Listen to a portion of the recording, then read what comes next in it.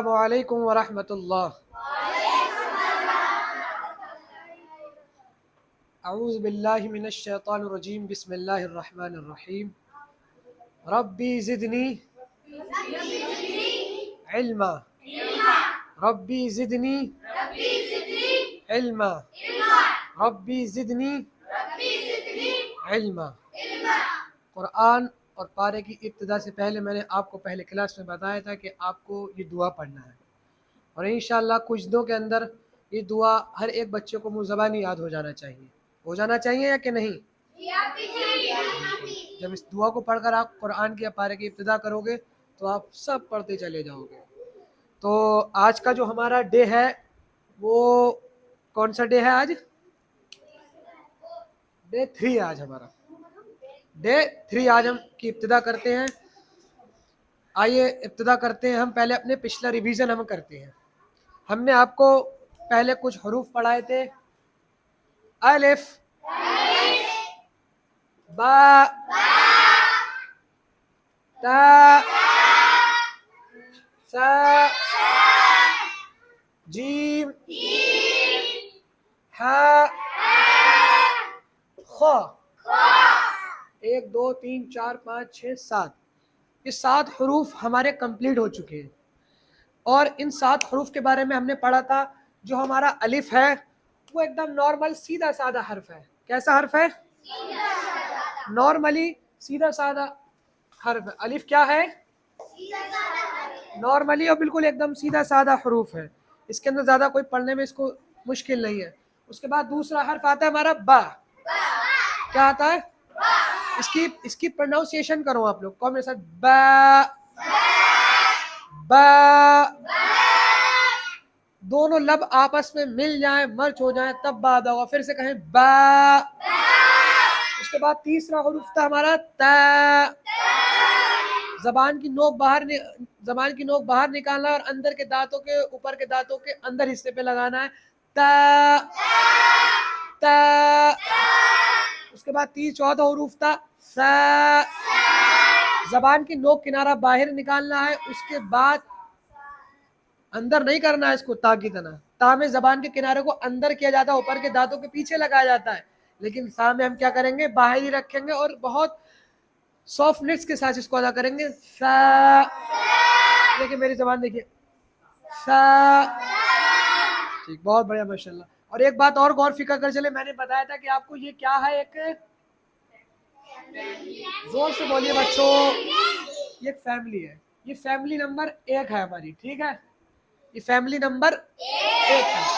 और आपको ध्यान होगा कि मैंने एक दूसरी फैमिली के बारे में बताया था, वो ये है फैमिली नंबर 2। ये दूसरे नंबर की फैमिली है, ठीक है। नहीं, इसके अंदर क्या क्या है? जीम, कहता है जीम, हा।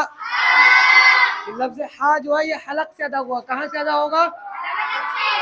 हलक से, यहाँ इस जगह से अदा करो आप। हा। इसमें तुम्हें मेहनत करना पड़ेगी। कुछ काम ऐसे होते हैं जिसमें मेहनत करना पड़ती है।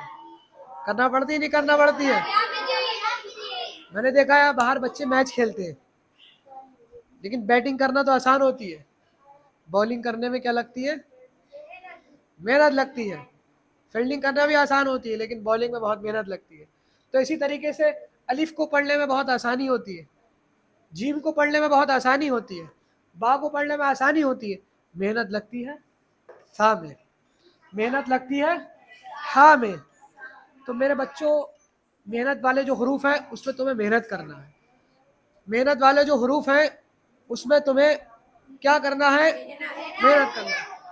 तो हमारे टोटल 3 और 3 6 प्लस 1 कितने हरूफ हो गए? कि 7 हरूफ हमारे बिल्कुल कंप्लीट है। इसमें कुछ सोचने की जरूरत नहीं है। इसके बाद हमारे हरूफ हम बढ़ेंगे एक नए हरूफ की तरफ। आइए आज हम कुछ नए हरूफ सीखते हैं। उन नए हरूफ में है जी, खा के बाद क्या आता है? जोर से बोलिए। यह है दाल, दाल। उसके बाद है दाल, दाल। बहुत से बच्चे इसमें कंफ्यूज होंगे। दोनों की आपको शक्ल कैसी नजर आ रही है? अब कैसी नजर आ रही है? अब कैसी नजर आ रही है? अरे शक्ल एक सी है, नुक्ते का फर्क है।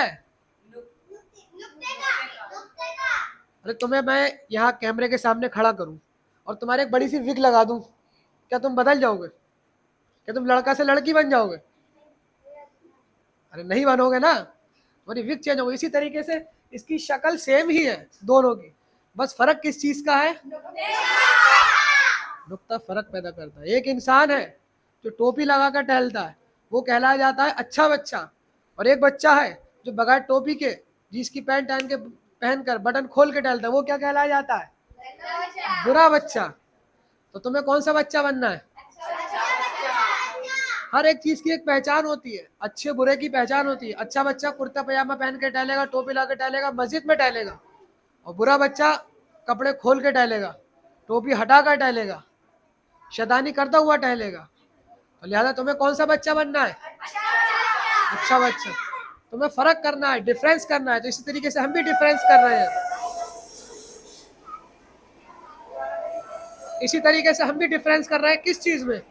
दाल में। और जोर से बोले, ये क्या है? दाल। ये क्या है? दाल। एक बच्चा उठकर आया यहाँ पर, मुर्तजा उठ कर आओ। वो अरमान तुम आउट के, तुम बैठो नीचे, कम ऑन जल्दी फास्ट।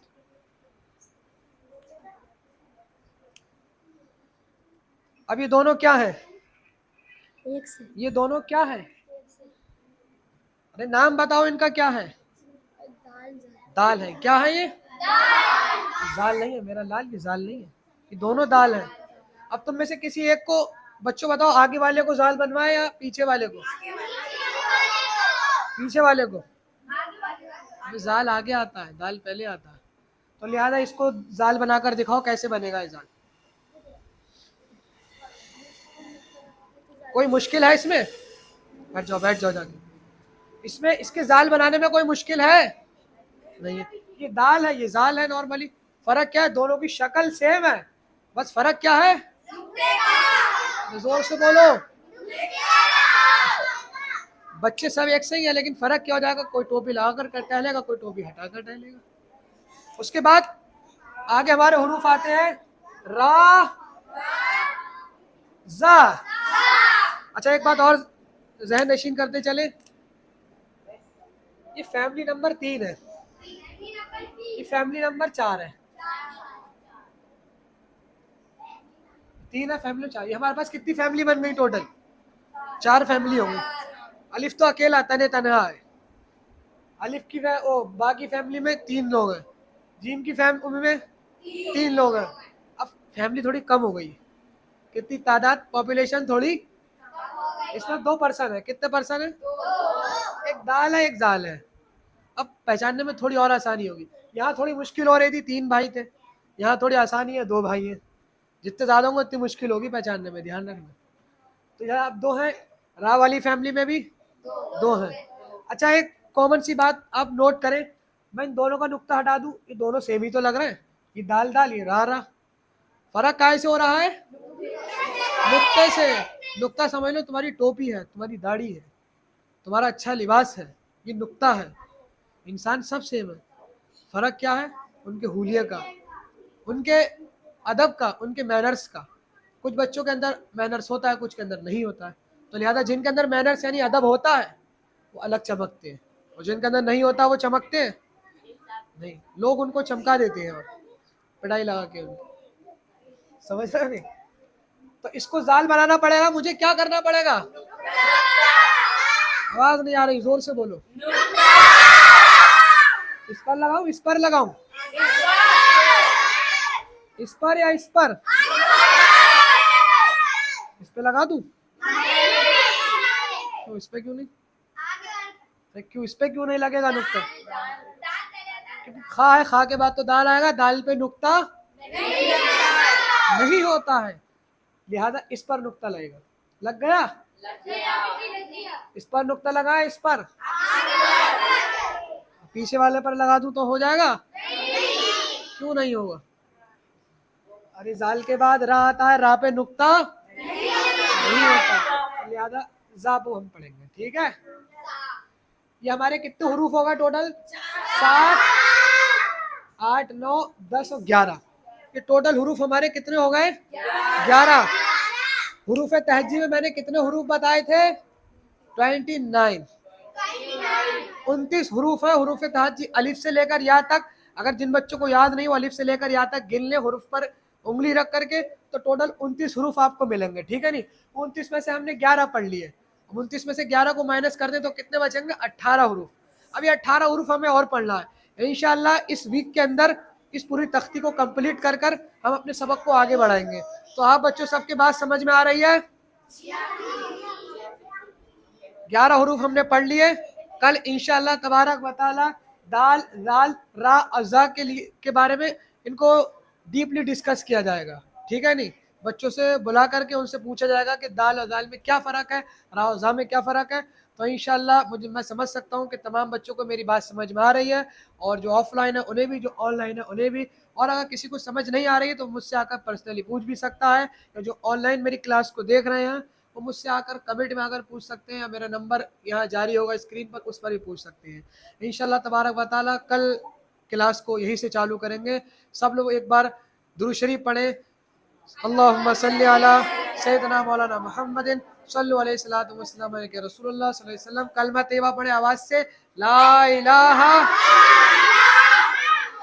मुहम्मदुर रसूलुल्लाह।